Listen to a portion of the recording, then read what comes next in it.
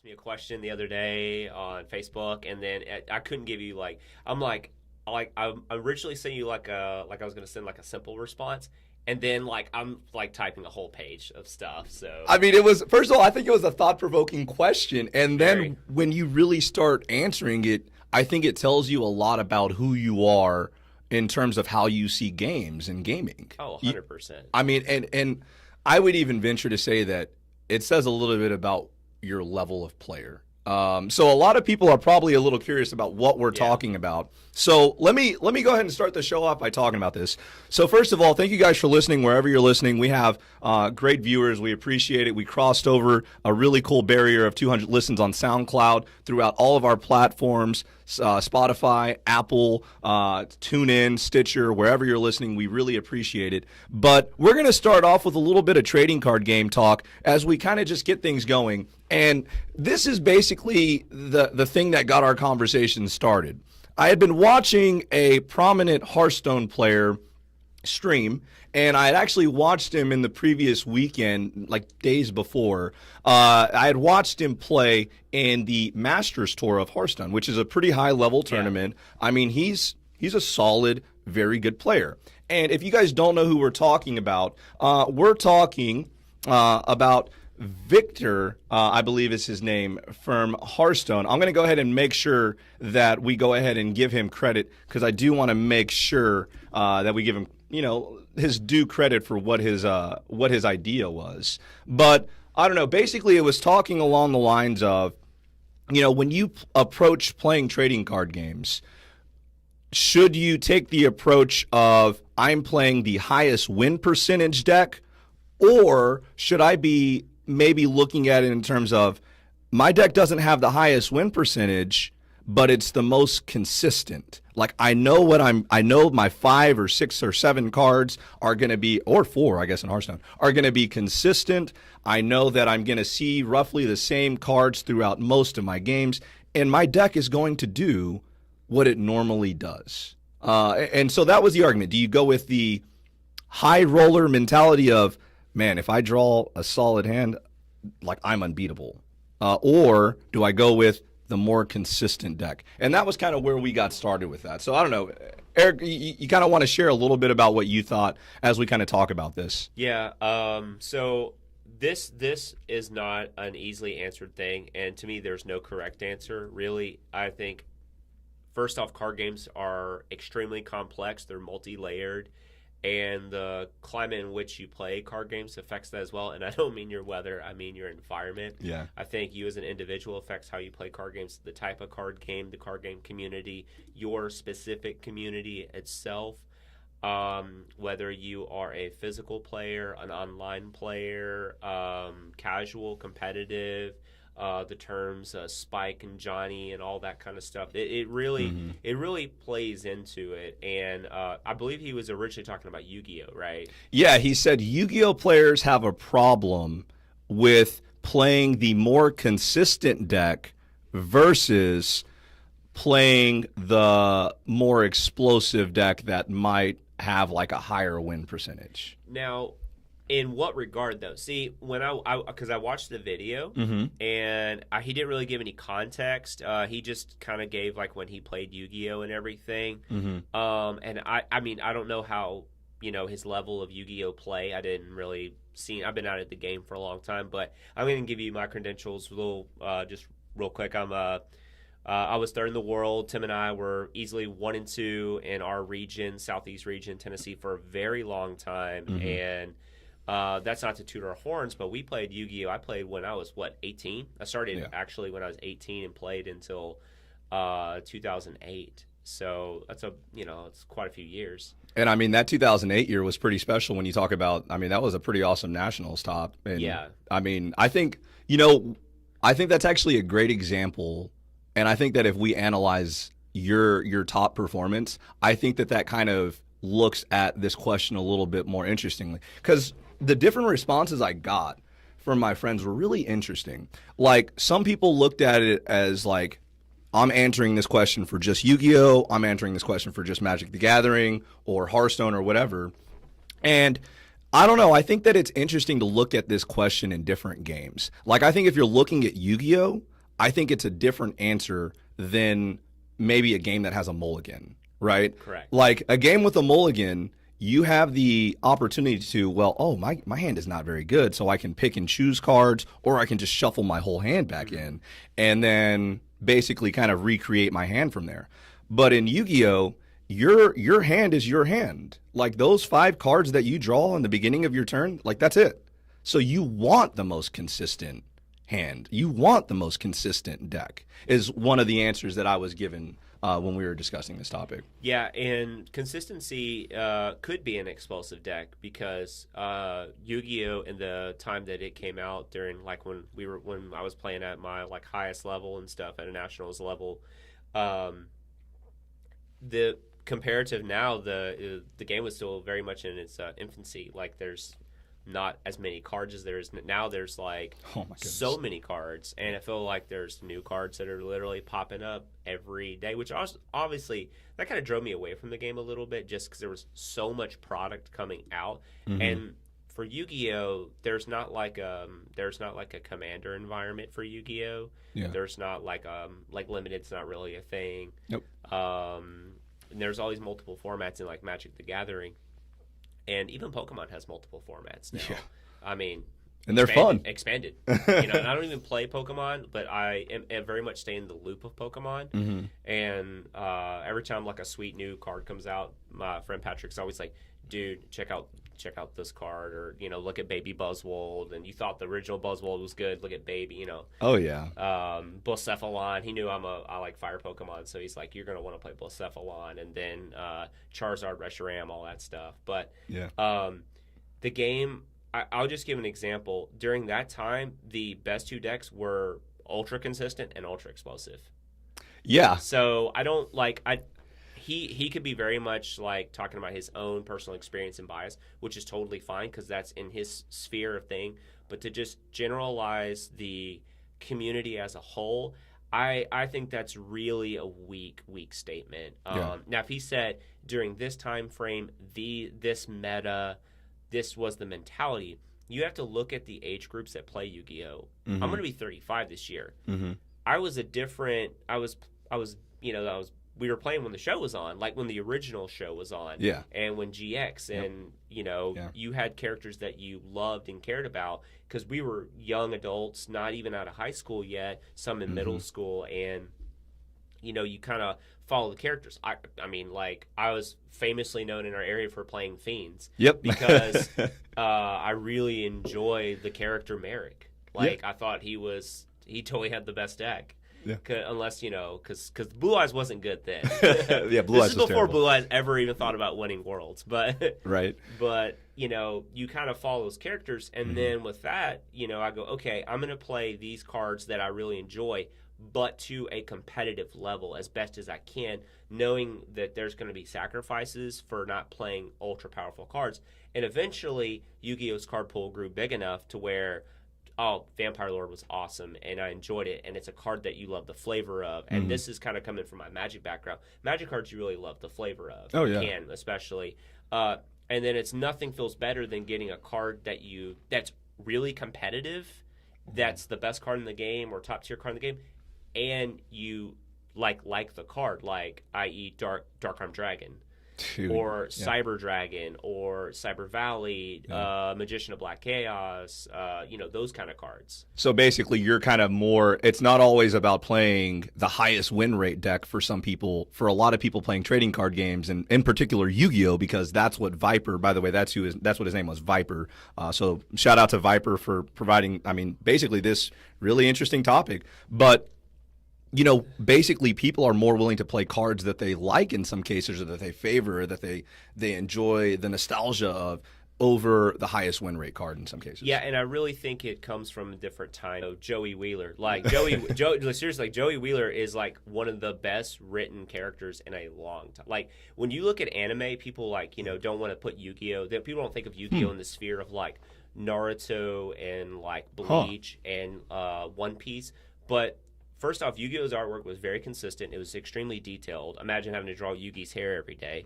But you look at character complexities like Joey or Kaiba, especially because Kaiba's kind of the Vegeta of the show. He's always typically most people's favorite character. The secondary character is typically what grows. Sasuke, Vegeta, Kaiba. I am a Vegeta stan. I will say that because he's the best, and he has the best god form. His red hair god form superior. It was like it got the biggest pop in the audience at the movie. Like, when he went red hair in the movie. It was awesome. Like people flipped out. Plus he dusted Broly for most of it. The green for a little split second too. It was just like here's a sprinkle of what could be. But I grew up with that kind of stuff. But you really kind of enjoy these characters a lot. And now if someone gets into a card game that just I play it because my friends play it. I mean, they might go back and watch Yu-Gi-Oh! Because, you can go back and stream it on Netflix and stuff. It's like The Office for anime. Yeah. I don't know. I think it's just an interesting perspective to have. And I think that, like I said, I think if you look at it in different games, I think it has a different meaning. When somebody else, I want to give a big shout out to Alex Hansen on our Twitter who was talking to us. And he was one of the people that we asked this question.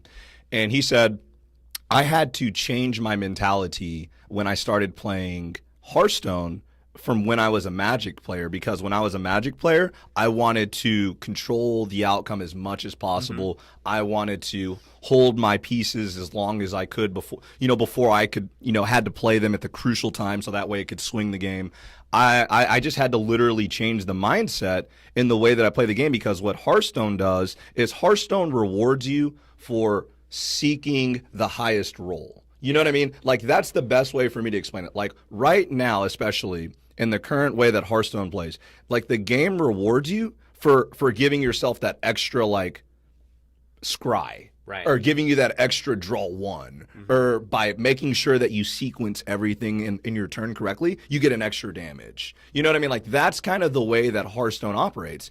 And so the way that people are building their decks in Hearthstone, in a lot of ways, it's, dude, I'm building my deck to draw the most explosive card on the turn that I need to play it. Like, right. I'm not wasting time trying to tech. I'm not wasting time trying to, beat one matchup. I am just going to play my 30 cards that are all explosive or help me combo, and that's it. And like I said, in Hearthstone, I think it's different. I think you can adopt that mindset, 30-card deck. Yeah. Mulligan. It's just, I don't know. It's a lot easier to combo off. Yeah, you get 30 in cards Hearthstone. And you mulligan.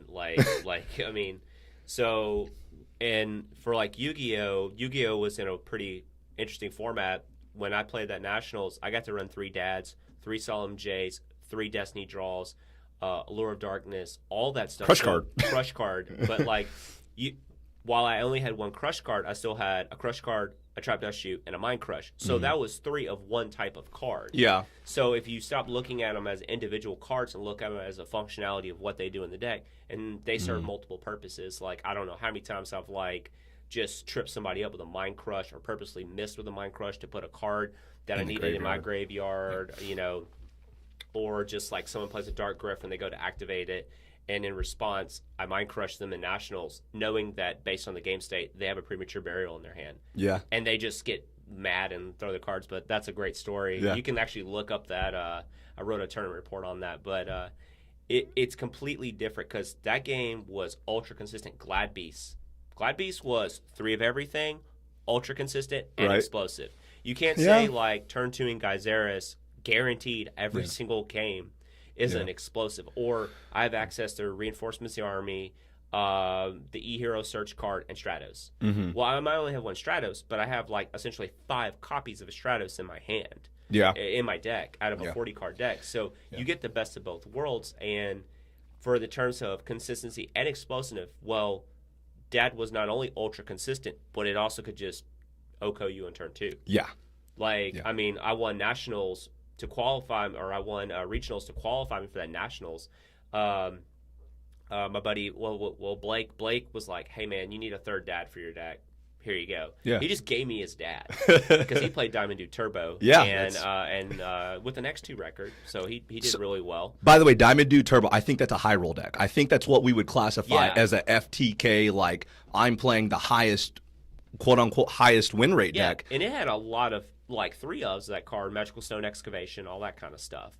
but it still just was never that deck that was dominant, because when that deck fails, it's a terrible deck. And so let's pause on that for a second. I think this is exactly where the discussion of this topic would be perfect for Yu-Gi-Oh! Diamond Dew Turbo. And for those of y'all that are not familiar with Yu-Gi-Oh, the best way to explain Diamond Dew Turbo was it was like an FTK / one turn kill, or OKO as Eric mentioned earlier, kill deck that it focused on drawing combo pieces, like maybe 2-3 card combos in combination with others that would lead to explosive turns that one-shot your opponent. And there was a lot of different ways to do it. However, when you bricked, as in like you didn't draw the combo, a lot of the time you just lost. Yeah, your deck was pretty poor, which is why they always had to have like sideboard options, like running the Dark Arm Dragons and stuff in their sideboard.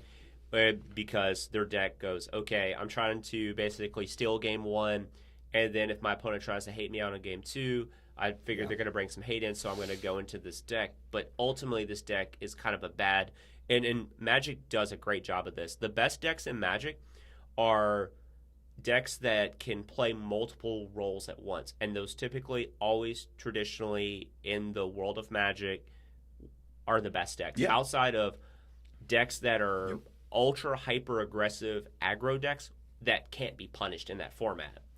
So everybody always talks about like how like aggro is always typically the best deck in the beginning of the format in Magic. Well, that's not as true anymore. That's what people are going to lean to.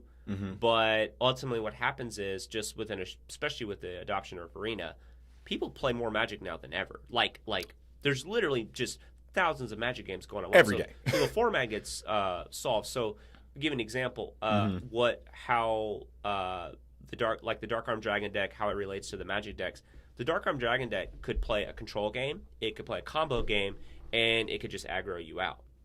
It had literally the best of both worlds. And like Glad Beasts, they had multiple purposes too. They could just attack you with their good 4-star monsters, because most of the decks didn't have like really good 4-star monsters because they wanted to run all the effect stuff. So they could do that, and then they had the combo aspect.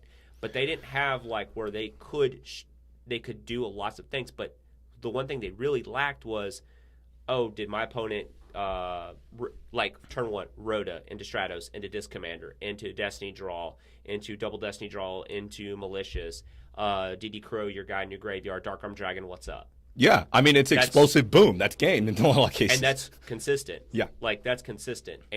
But the best part about that deck was when things weren't matching up right, you had really good cards in your deck, like Solemn Judgment or Phoenix Wing Wind Blast, like easily for me one of my favorite trap card of all time, that could control the game and the elements of the game. And that's what made that deck really good. And that's what makes a lot of decks good. And yes, there are like ultra powerful decks that are super consistent. Just a couple of weeks ago when Arena dropped the new set Ikoria, there's this card called Garuda, and it's the new companion mechanic. And you get to basically, in standard, start with a commander.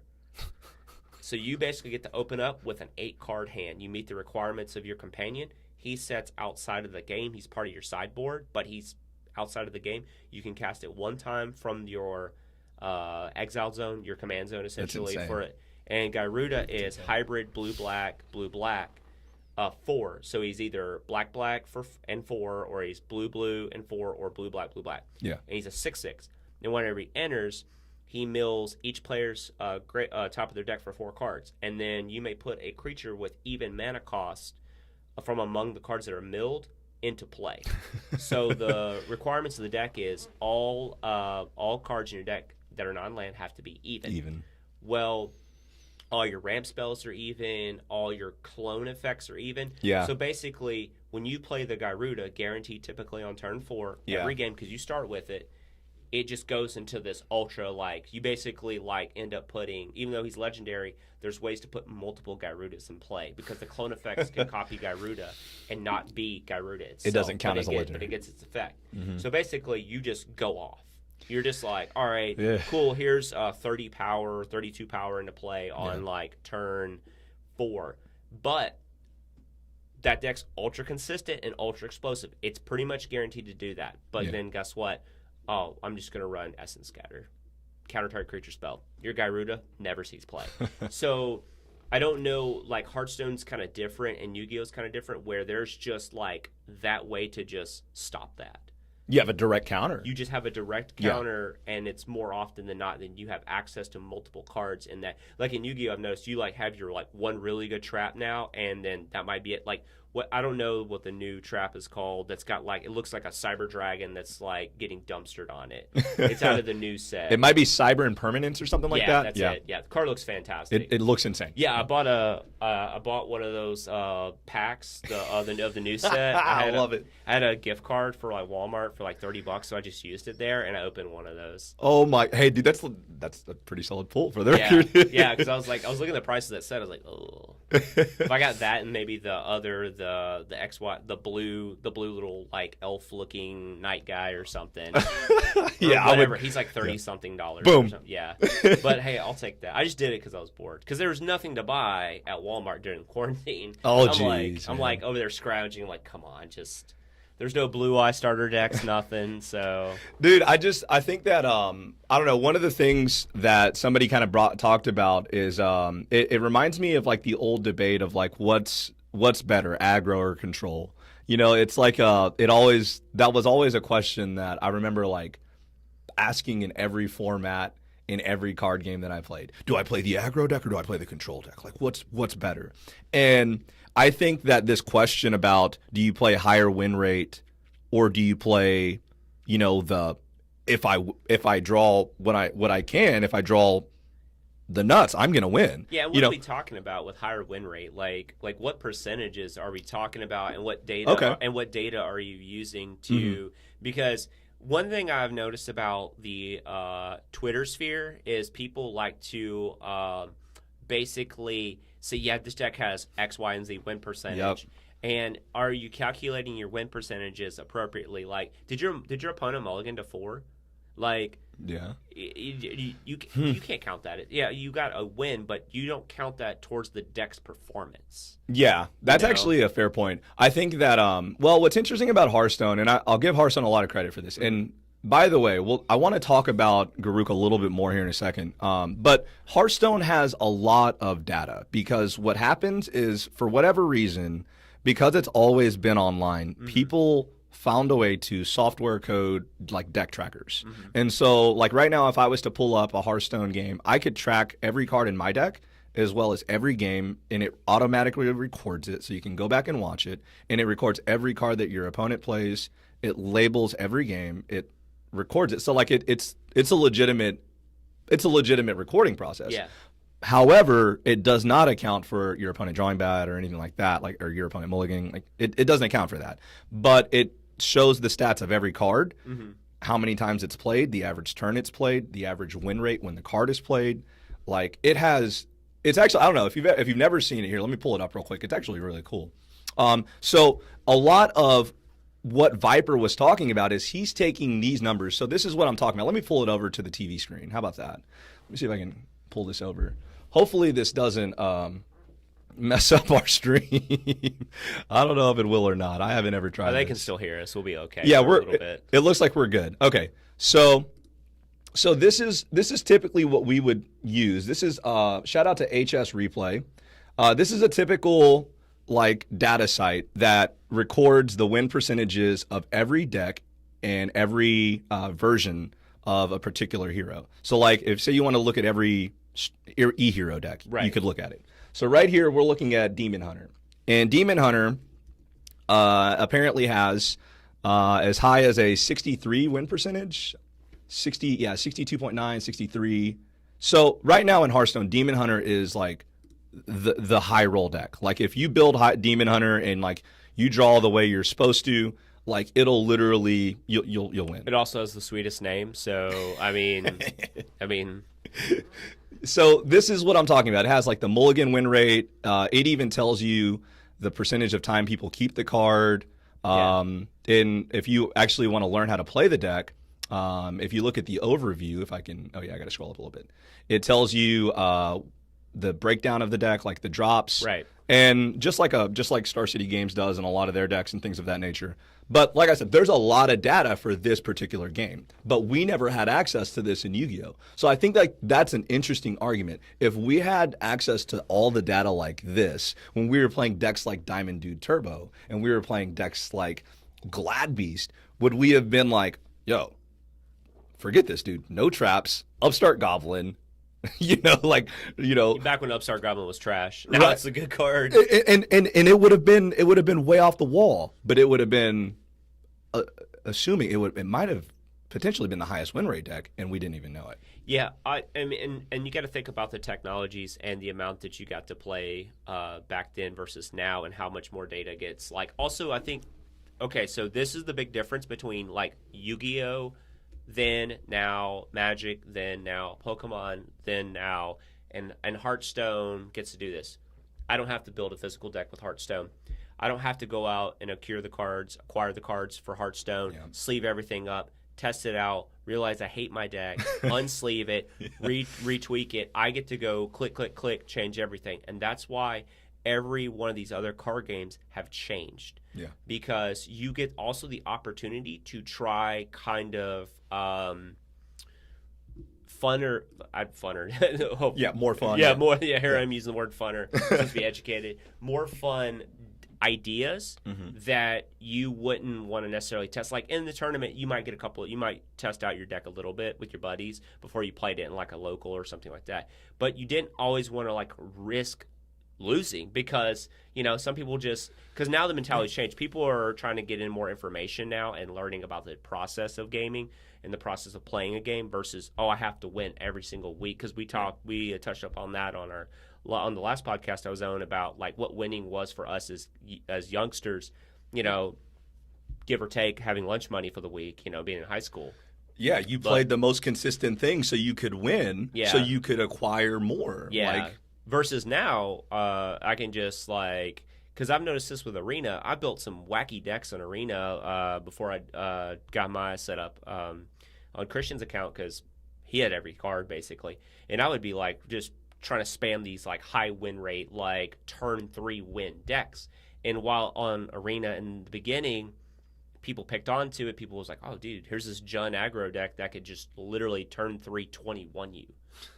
That's insane. It was like 33-40% win, and it had like an okay plan B. But what happens is people adapt to that and they change because they know how to adapt to it. And then you simply go, I don't want to play this deck anymore. Let me move on. Yeah. And that's it's ever changing. And I think too, I don't know what the Hearthstone community is like. Magic's not dogmatic in standard. People don't force something because somebody else says anything. There's a lot of individual minds on their own that enjoy playing things that might just go, you know what? Here's this world of multicolored cards. Man, mono red might just be the best deck. I'm gonna just build mono red and jam mono red, and then you just realize that you just you beat these decks 50+% of the time. And in Magic, if you have like 54-ish, 55 win percent, you have a great deck. Yeah. I mean, they ban cards that approach above that. Like when Modern Masters came out, which is a mistake of a set, you can't print modern power level cards that never entered standard, but we won't get into that. Yeah. There was a card called Hogak. Basically, you would put you could put 30 power into play in modern. That's and insane. It was. You only have 20 health in Magic for reference. Yeah, and it's ultra consistent. And it was like, it didn't do it on turn 2. Okay, turn 3. And it was just such a powerful deck, and it was so consistent. And it's different when a deck is powerful, consistent, and explosive all wrapped into one. So nobody's out there really tracking data on Arena like that because they just don't have for whatever reason. Wizards does, because that's how they determine what gets banned, because they can track everything. They actually, when they do their ban statements, they say this card was in X decks for this much percentage, and we're looking like the format's too homogenous, so we're going to remove this card from the format and suspend it or whatever they call it now. And so that way it can freshen up the form. So this is going to be kind of interesting. So the fact that you have only 30 cards in Hearthstone, and you're after choosing your main guy and building your deck that way, so it's easier to play, so therefore everyone is at a more equal level. Mm-hmm. So isn't it harder to be like really good at? Because if everyone's kind of like virtually the same, if someone is winning a lot, that just means that they are that much better because they figured out the small minutia plays or the extra thought process. It's like playing checkers. You look at checkers, and checkers is it's finite, right? Like just like chess. But if you have two really great chess players, it's brilliant. Yeah. Right. Yeah. So, Hearthstone's very similar to that, and Magic is just kind of like this exploratory game. But it also has its very like, oh, you hit your 1, 2, 3, 4 land drop, and your opponent stumble, game over. Yeah. But they've really done a great job with the London Mulligan, which has changed from the basically original Mulligan. And some people don't like it. I think it's great for the game. It provides better games. I've been able to like Mulligan to 5 and win. Yeah. Because I got to craft my hand because the two extra cards in my hand might have been a 5 and a 6 drop. I don't need those anyways in the first 5 turns of the game. Yeah. So, and now they've added the companion mechanic, which, it starts outside of the game. It's very much like a commander. And you get to build your decks in a completely different way because you can't just jam these ultra powerful companions into your already powerful deck. You have to meet the requirements. And you're getting like, I was lucky enough. I bought it's called Loris of the Dream Den. He's a companion. He's hybrid white black 1. He's a 3/2 life linking like Nightmare Cat. Yeah. He's from the Aquaria set. Okay. By the way, he's a rare, and he's like I bought a foil Japanese one for $12 before the set came out, so I pre-ordered it. It's like over like $30 right now. It's like the second most expensive card in the set. But his ability is once during your turn, you may play a non-land permanent from your graveyard with converted mana cost 2 or less. Okay. So it's pretty good. But you have to build your deck that way. Yeah. So outside your lands, your spells can be whatever cost, but your permanents, your creatures, your artifacts can only be 1 or 2. Well, you think that's kind of like not powerful, but when you look in the scape of Modern, Legacy, Vintage, Termagoyf's 2 mana. Ooh, classic. You get into all these new deck types that are ultra powerful because their mana cost is so low, and you have to change. You have to make sacrifices, and then what happens is you realize I didn't need that 4 mana card in my deck anyways. That card was never even that important. Like it was one of the worst cards in the deck. Yeah, like the way the Death Shadow decks are playing now. Death Shadow is all about it has to have Street Wraith because Street Wraith is a free cycle, pay 2 life, draw a card. But he's like 5 mana, but you just pay 2 life and do it for free. Yeah. And then it's like, oh, gotta have it in Death Shadow. But now the Death Shadow decks are changed because the guarantee of always having Loris, and you never expose your commander until you have to. And then when you expose your commander to do your companion to do its thing, it's so powerful. And it does provide like consistency. So you can get these ultra explosive decks with consistency. No different how the Urian decks, the requirement for the Urian decks is 20 extra cards. You're playing an 80 card standard deck. That's insane. Right. And it makes you realize, man, we could have been playing this the whole time. Like, and it completely opens up your mind to changing how people play. So while those decks might seem repetitive, I'm not playing against a blue-white deck every time that they're playing Teferi Time Reveler because they're choosing to play Yorion instead. And that's really neat. Or they might have Teferi Time Reveler in their Yorion deck, but not in their Garuda deck. So when you talk about Garruk, I think not only are players similar in becoming a lot more like I think a lot of card games players are using data now. I think 100%. Like that's just like when you look at Yu-Gi-Oh breakdowns, dude, it's insane. Like you'll see a top 36 breakdown and it'll percentage pie chart every single deck that was played. So you'll know like this percentage of this deck, this percentage of this deck, and it's like that for every like online tournament. So like the amount of data for every card game now, I think people are making decisions based on data that we never had before, and that's making every card game kind of like, I'm not going to say look the same, but a lot of people are figuring out to use principles from one game and another. And that's what I was saying earlier is that the best decks are typically decks that play multiple roles. And they can do lots of things outside of, okay, this format can't handle this situation. And so whatever hyper explosive, it doesn't have to be an aggro deck. And in terms of aggro and control, most of that kind of stuff has, I wouldn't say dissipated, but like just because I'm a red creature based deck, I look like an aggro deck, but if I have my removal spells, I can simply just take over the game as a control deck based on the matchup. And it's the classic theory of Magic is who's the beatdown.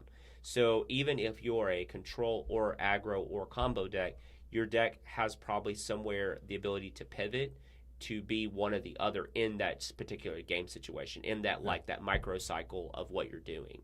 And that's what leads us to what I think is the ultimate main idea of this whole discussion is it's not about what play style you are, right? It's not about, oh, I'm an aggro player. I always, that is not the answer. No, I think good players can play anything. You might have a preference. Yeah. But, I never thought I would really enjoy playing like mid-rangey, Dirtlebug, value decks because I always like playing like guy on one, guy on two, put the pressure on my opponent, make them react to me, and then have like some surprise card to control the game. But in reality, like sometimes I kind of like letting my opponent just do their thing, mitigate what they're doing, and then eventually just take over the game. Or, even back in the day when I was younger, I played control decks. Yeah. Like true permission control decks like Psychotog. So yeah, I mean, but it just I think the answer to what we're talking about are of like, do you build your deck to high roll or do you build your deck to like, be the most consistent? I think the ultimate answer is it's not about the way you build your deck. You build your deck to be the best it can in the current time, and it's about when you play. And when you play, you have to decide, hey, right now, I can't win the game.